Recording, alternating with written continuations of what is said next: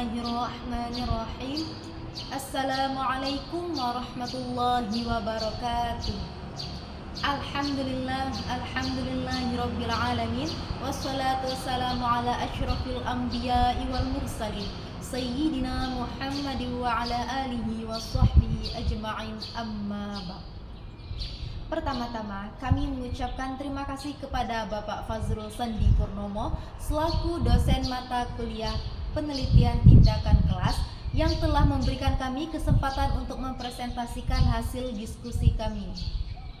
Baiklah, perkenalkan kami dari kelompok 5 yang terdiri dari saya, Maulidia Mawaddah, selaku moderator dan pemateri ketiga, dan Afriani Maulidia selaku pemateri pertama, dan Dede Supriyatna selaku pemateri kedua.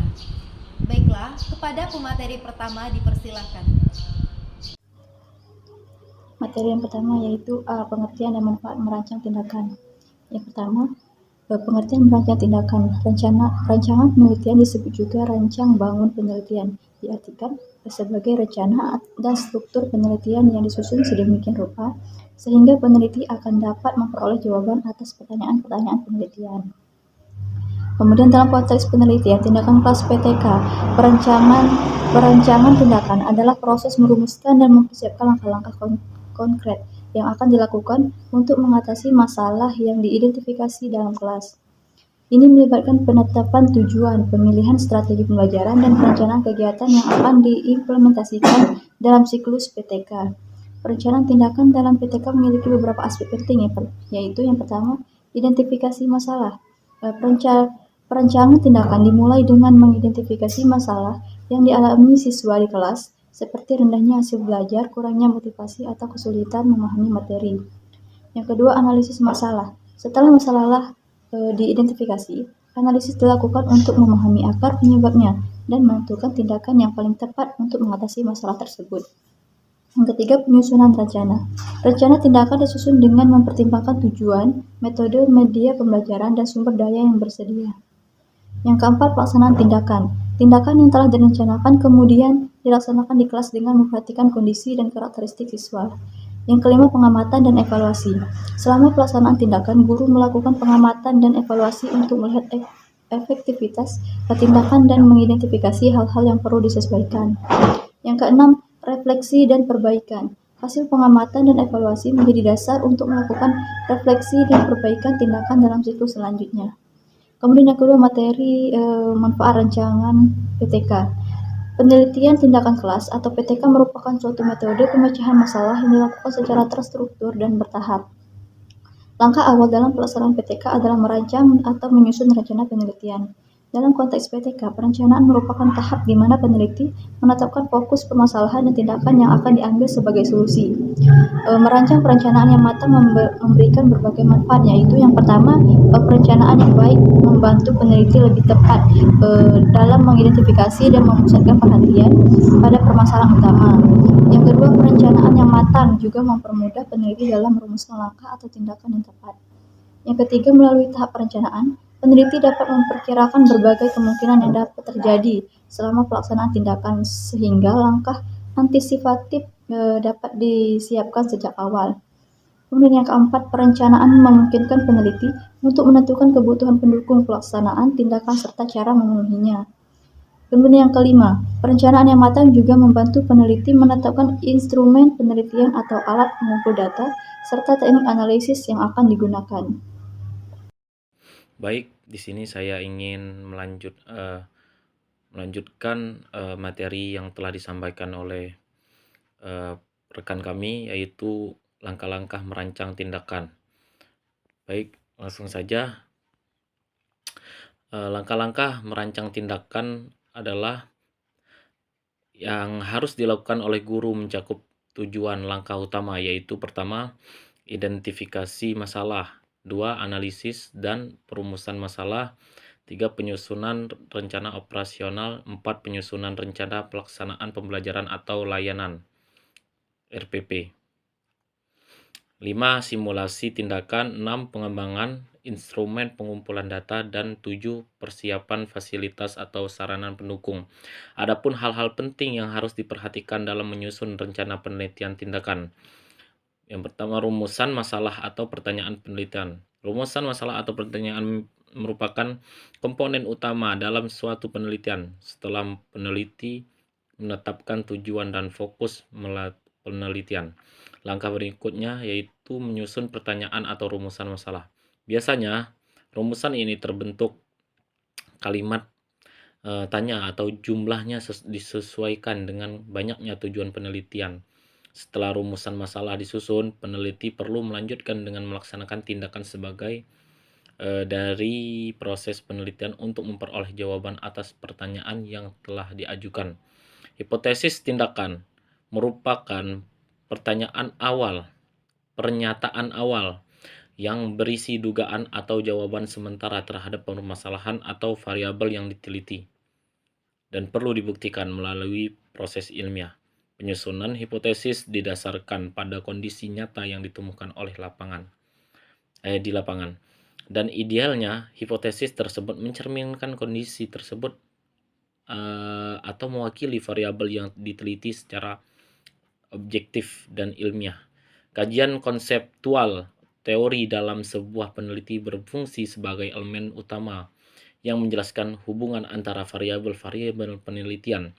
Teori terdiri dari seperangkat konsep, proposisi, definisi, dan paradigma yang secara sistematis menjelaskan fenomena dan hubungan antara variabel penelitian dengan tujuan, menjelaskan gejala yang diteliti. Teori adalah sekumpul proposisi yang saling terintegrasi dengan mengikuti aturan tertentu dan terkait satu sama lain secara logis dengan data yang dapat diamati. Fungsinya adalah untuk menjelaskan fenomena-fenomena serta menetapkan aturan terkait proposisi yang terhubung dengan fenomena-fenomena alamiah. Teori memiliki beberapa fungsi utama, yaitu 1. Menjelaskan hubungan antara variabel penelitian. 2. Menguraikan fenomena dan masalah, serta memberikan informasi perbandingan. 3. Membangun kerangka konseptual penelitian dan memberikan argumen untuk menyelidikkan. 4. Mengidentifikasi teori baru. 5. Merumuskan pertanyaan inti penelitian. Ada 2 jenis teori dalam penelitian. Yang pertama, teori formal yang dikembangkan untuk keperluan formal, seperti dalam ilmu sosiologi tentang perilaku atau organisasi. 2. Teori substantif yang disusun untuk tujuan empiris, seperti dalam ilmu psikologi. Unsur-unsur teori dapat dibagi menjadi 2 bentuk, yaitu 1. Wilayah konseptual dan kategori konseptual. 2. Hubungan atau hipotesis yang berfungsi sebagai generalisasi antara wilayah konseptual, kategori, dan integrasi. Rencana instrumen pengumpulan data tahap awal dapat pelaksanaan penelitian tindakan mencakup proses penyusunan dan perancang alat ukur atau instrumen penelitian. Instrumen ini berfungsi untuk mengumpulkan data yang dibutuhkan dan umumnya terbagi menjadi 2 kategori utama, yaitu instrumen berbasis tes dan non-tes. Kemudian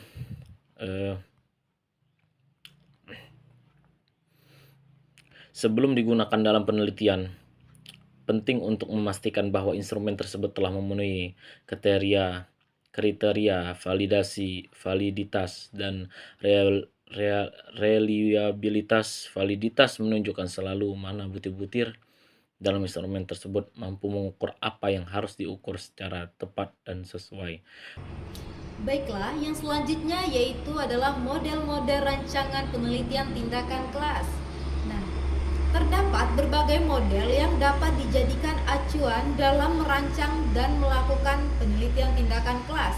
Guru atau peneliti dapat menentukan model yang paling sesuai dengan kondisi dan situasi yang dihadapi. Nah, beberapa model yang dikembangkan oleh para ahli antara lain, yang pertama model Kurt Lewin, yang kedua model Kemis dan M.C. Taggart, yang ketiga model Johann Elliot, dan yang keempat model Hopkins. Baiklah, yang pertama itu ada rancangan model Kurt Lewin. Nah, model rancangan yang dikembangkan oleh Kurt Lewin menjadi dasar bagi berbagai pendekatan penelitian tindakan. karena ini merupakan pelopor konsep action research atau penelitian tindakan. Oleh karena itu, penelitian tindakan kelas yang mengikuti model Kurt-Lewin menekankan 4 tahapan utama dalam proses pelaksanaannya, yaitu perencanaan, pelaksanaan tindakan, observasi, dan refleksi. Yang selanjutnya itu ada rancangan model Stephen Kemmis dan M.C. Taggart. Model yang dikembangkan oleh Kemmis dan M.C. Taggart merupakan bentuk penyempurnaan dari model Kurt-Lewin. Pada dasarnya, keduanya tidak memiliki perbedaan yang signifikan. Model ini banyak digunakan oleh para guru karena dinilai sederhana dan mudah dipahami. Rancangan dari Kemmis dan M.C. Taggart mencakup beberapa siklus di mana setiap siklus terdiri atas tahap perencanaan, pelaksanaan tindakan, dan observasi yang berlangsung secara bersamaan karena keduanya saling terkait, serta diakhiri dengan tahap refleksi. Model Kemmis dan M.C. Taggart pada dasarnya terdiri atas rangkaian tahapan yang membentuk satu kesatuan perangkat, di mana setiap perangkat mencakup 4 komponen utama, yaitu ada perencanaan, tindakan, pengamatan, dan refleksi. Yang selanjutnya itu ada rancangan model Johann Elliot. Nah, model yang dikembangkan oleh Elliot menitik beratkan pada upaya untuk mencoba pendekatan-pendekatan baru dalam kegiatan pembelajaran. Langkah awal dalam model ini adalah merumuskan dan mengembangkan ide utama, yang kemudian dilanjutkan dengan eksplorasi atau studi pendahuluan guna mempertajam ide tersebut. Setelah peneliti merasa cukup dengan eksplorasi yang digunakan, tahap berikutnya adalah menyusun rencana secara menyeluruh. Nah, berdasarkan rencana tersebut, peneliti melaksanakan tindakan pertama yang disertai dengan proses monitoring dan eksplorasi. Yang selanjutnya itu ada rancangan model Hopkins. Nah, menurut Hopkins, sebagaimana yang dikutip oleh Anjani, pelaksanaan penelitian tindakan dilakukan membentuk spiral yang dimulai dari merasakan adanya masalah, menyusun perencanaan, melaksanakan tindakan, melakukan observasi, mengadakan refleksi, dan seterusnya. Hopkins menyebutkan terdapat 6 prinsip dasar yang melandasi penelitian tindakan kelas, yaitu yang pertama, dosen dan guru menyelenggarakan pembelajaran yang baik dan berkualitas. Yang kedua, kegiatan penelitian pada PTK merupakan hal yang integral dari pembelajaran. Yang ketiga, kegiatan meneliti yaitu bagian integral dari pembelajaran yang harus dijalankan dengan tetap berkaitan pada alur dan kaidah ilmiah. Yang keempat, masalah yang ditangani merupakan masalah-masalah pembelajaran yang nyata. Yang kelima, memiliki sikap kepedulian dan merevisi dan meningkatkan kualitas pembelajaran. Yang keenam, cakupan permasalahan penelitian tindakan tidak dibatasi pada masalah pembelajaran di ruang kelas atau kuliah.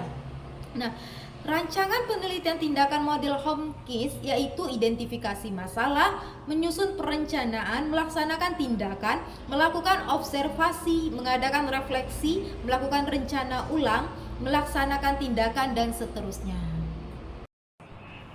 Mungkin hanya ini yang bisa kami sampaikan. Jika ada kesalahan dan kekurangan, kami mohon maaf kepada Allah. Kita sama-sama mohon ampun. Akhirul kalam, wabillahi taufiq wal hidayah, waridha wal inayah. Wassalamualaikum warahmatullahi wabarakatuh.